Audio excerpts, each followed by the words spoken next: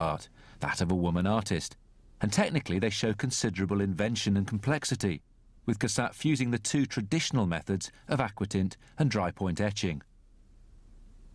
In turn, the prints also fueled Cassatt's paintings, not least an extraordinary mural that she produced for the World Fair held in Chicago in 1893, when she was asked to paint a 12 by 58-foot epic depicting modern woman.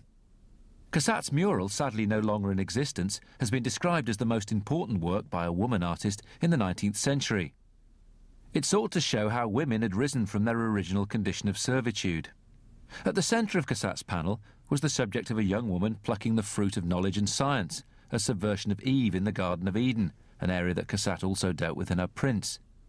It was a highly ambitious project at a time when the few women artists who had any profile were still encouraged to stick to pastels, portraits and miniatures. Not surprisingly, perhaps, the work was savagely criticised by the male cultural establishment, but its example inspired numerous women over the next few decades. Having completed a mural to the modern woman, Cassatt then went on holiday to the south of France, to Antibes, where she produced a series of works, of which this is far and away the most striking.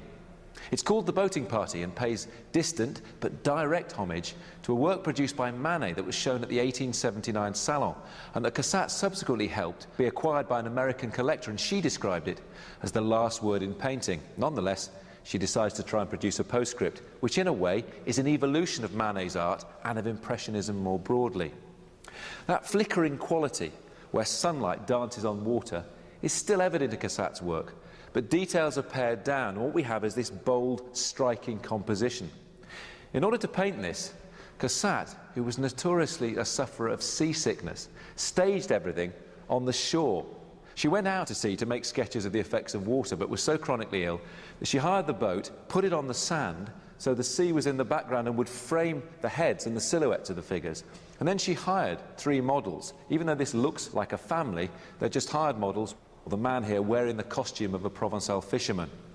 And having staged the scene, what she produces is an extraordinary taut and sophisticated formal composition.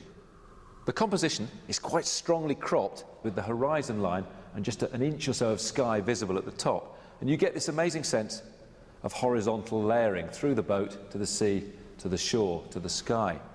But the real tension here is in the foreground, where it's as if, as you stand in front of this work, you're actually in the boat itself. It's an intimate painting that draws you into the scene. Then, almost rebuffing the viewer, is the man who pulls away from the woman in the painting and out towards the viewer. But to give that kind of tautness, Cassatt then has the sail being pulled in the other way. So you get this push and pull motion. And all the lines, from the arabesque curves of the boat, to the oar, to the man's hand, point inwards, and that's amplified by the way the light casts this almost arrow-like form on the child's face. And this whole central area becomes compelling. There's a tension between the figures as they look at each other. And people have speculated on whether or not this was the father, or meant to be the father, or whether it was just a hired boatman. But ultimately, I think, what's really important about the painting is that Cassatt has this controlled, sophisticated and bold vision, and the work announces the fact that she's reached some kind of artistic maturity. Cassatt's father had died in 1891, and although she was devastated, his death did give her a newfound sense of freedom, and for the first time in her life, she was able to buy her own house. Here, the beautiful chateau of Beaufresne, where she'd stayed summers previously, and she'd put models in boats on the little lake and started to paint around the mill. And increasingly, she became enchanted with both the gardens and the house in what became a large studio in the outdoors. But inevitably for Cassatt, there were limitations on her freedom, not least her ailing mother.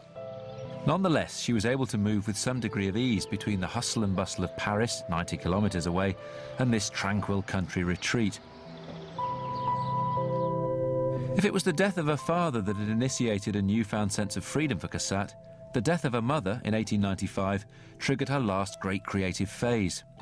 Perhaps in homage to her own mother, Cassatt explored more intently than ever the subject of mother and child. It's one of the most prominent themes in art history, usually a depiction of the Virgin Mary and her infant son. But Cassatt paints tender, caring images of modern mothers, feeding, bathing and reading to their children. In a way, they're yearnful pictures, Cassatt never had any children of her own and proclaimed on more than one occasion that she was married to her art. Soon after, with the outbreak of World War I, Cassatt was forced to head south to Grasse, but she soon came back here to Beaufresne. And for the last 10 years of her life, she had a studio and a print room here in the mill. But sadly, she spent more time taking joy in the garden because her eyesight was failing and she had chronic cataracts. And then, on the 14th of June, 1926, at the ripe old age of 83, Mary Cassatt died. A highly successful artist financially in her lifetime, but one who in her later years thought perhaps she may have sold out too much to the market. It's quite easy to overstate the case with Cassatt. She was, after all, a fringe member, if an accomplished one, of the most radical art movement of the last 200 years, Impressionism. But now, 80 years or so after her death, with the dust settling, I think two things emerge. One, she's a very important, early, great American artist, helping to build up a cultural momentum whose impact is still evident today. And secondly, and perhaps most crucially, even though she hated to be called or labelled a woman artist, she's a pioneering woman figure, one of a handful of women artists before the 20th century whose reputations were strong. And now, at the beginning of a new century, when women are at least the equal, if not perhaps stronger than men, as a kind of force in the visual arts, the example of Mary Cassatt seems highly significant.